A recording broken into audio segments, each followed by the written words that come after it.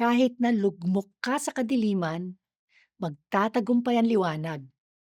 Ako si Risa Singh San Kaupeng. Magkapet pandasal muna tayo.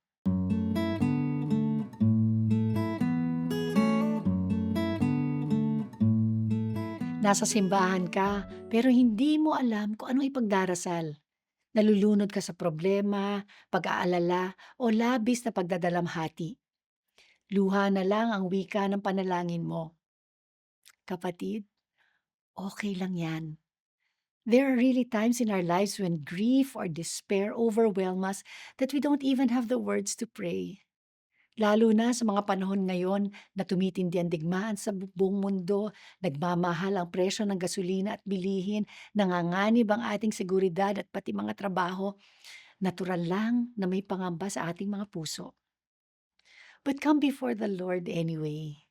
Daan ka sa isang kapilya o simbahan at manahimik sa presensya ng Panginoon. Just waste time in His presence. Kasi ang totoo, wala namang naaaksaya kapag sa Diyos natin binigay. Ayon sa pagsasaliksik ng mga scientists, kapag tayo ay nagdarasal o nagme-meditate, bumubuti ang concentration, planning at decision making natin. Ang parte ng ating utak na responsable sa pagiging balisa ay lumiliit. At sa loob lang ng 8 linggo, nakikita ang pagbabago sa itsura ng ating utak. Ngayong mahal na araw, kung kailan nagdilim ang langit sa pagpanaw ni Jesus sa krus, sa mga panahong lugmok tayo sa mga problema at hindi natin alam kung ano ang ipagdarasal, kapag pakiramdam natin nalulunod na tayo sa dami ng pinagkakaabalahan, sapat na siguro muna nating sabihin, "Bless our darkness, Lord." Tayo magdasal.